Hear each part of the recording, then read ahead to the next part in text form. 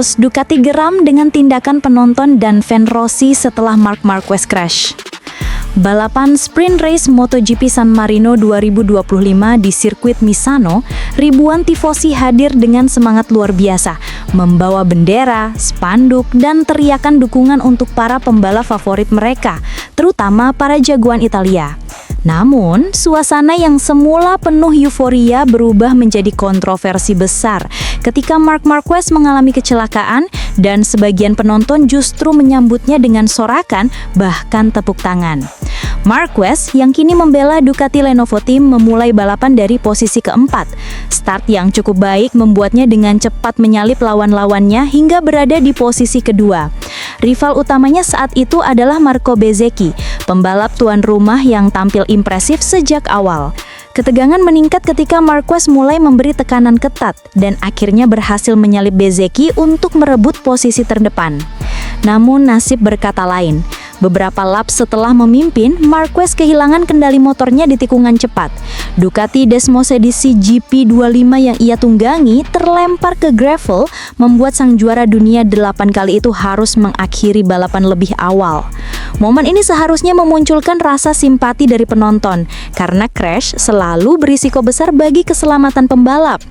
Sayangnya, yang terdengar justru sorakan dan tepuk tangan dari sebagian tifosi, terutama dari kelompok yang dikenal sebagai fans berat Valentino Rossi.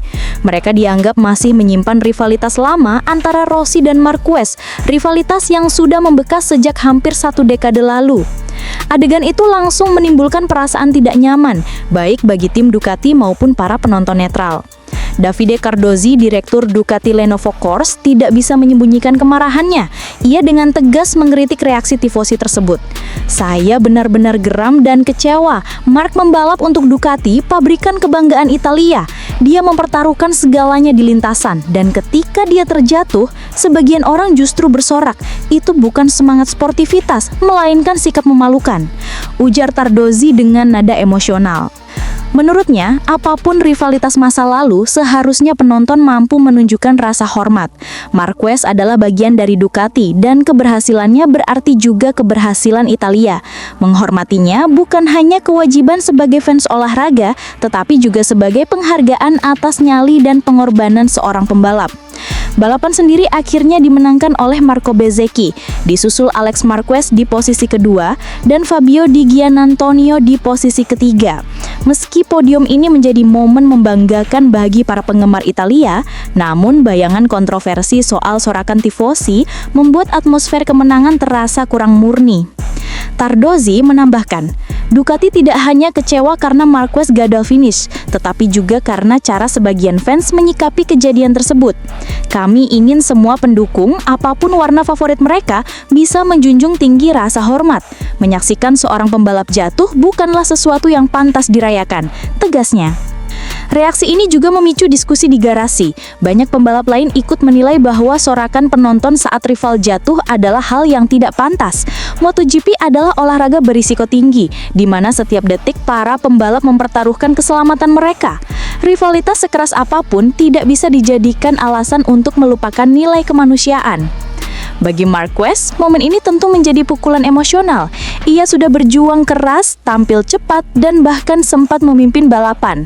Namun bukan hanya crash yang membuatnya kecewa, melainkan juga reaksi sebagian penonton. Meskipun begitu, pengalaman panjang membuatnya tetap tegar. Ia memilih menatap balapan berikutnya dengan tekad untuk membuktikan bahwa dirinya dan Ducati masih bisa bangkit.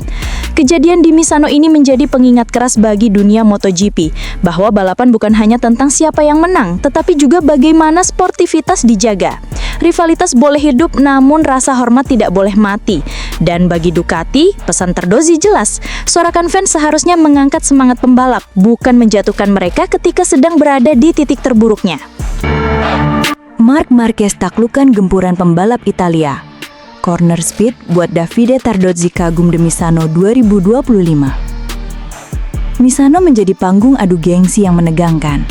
Sirkuit Marco Simoncelli Misano World Circuit dipenuhi ribuan tifosi Italia yang berharap pembalap tanah air bisa mendominasi sesi praktis MotoGP San Marino. Namun, di tengah sorakan publik tuan rumah, satu nama kembali tampil sebagai penguasa lintasan.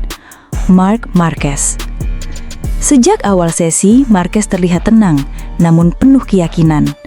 Ia mengendalikan Ducati GP25 dengan presisi tinggi, lap demi lap menunjukkan kecepatan konsisten. Di papan catatan waktu, namanya selalu bertengger di barisan teratas. Namun semua berubah dramatis ketika sesi memasuki menit-menit krusial. Para pembalap Italia yang tak ingin kehilangan muka di hadapan publik sendiri mulai mengeluarkan jurus pamungkas. Francesco Bagnaia, rekan setim Marquez di Ducati, menekan habis-habisan. Lap cepatnya sempat membuat papan timing berkedip, menyalip catatan Marquez. Sorakan pecah dari tribun. Tak lama, Marco Bezzecchi dengan Aprilia Racing juga melesat, menunjukkan bahwa motor Italia di tangan pembalap Italia bisa sangat berbahaya. Franco Morbidelli ikut merangsek, menambah intensitas duel di lintasan. Tegang, itulah suasana yang menggantung di udara. Marquez yang semula berada di puncak, tergusur dari posisinya. Selisih catatan waktu begitu tipis, hanya 1/10 hingga 1/sekian detik. Semua orang tahu, di momen terakhir inilah sesi praktis bisa menentukan psikologis pembalap menjelang race. Namun, Marquez bukanlah sosok yang mudah goyah. Dengan wajah dingin di balik helm, ia kembali keluar dari pit. Kali ini, tekanan begitu nyata. Tifosi berteriak mendukung Bezzecchi dan Bagnaia, tapi justru di tengah gempuran itulah mental baja Marquez berbicara. Split pertama langsung berwarna ungu di layar, tanda catatan tercepat. Di sektor kedua, ia masih unggul tipis. Sektor ketiga yang penuh tikungan cepat khas Misano menjadi panggung utamanya. Corner speed Marquez membuat semua orang terpukau. Motor Ducati GP25 seolah menempel ke aspal, melaju di garis tipis antara kecepatan dan kehilangan grip. Dengan sikut yang nyaris menggesek lintasan, Marquez menuntaskan lapnya. Saat melewati garis finish, layar timing menampilkan angka 1 menit 30 detik, 480 detik. Penonton terdiam sejenak sebelum akhirnya riuh kembali, kali ini bercampur antara decak kagum dan rasa kecewa bagi tifosi. Marquez berhasil merebut kembali posisi teratas dengan gaya spektakuler.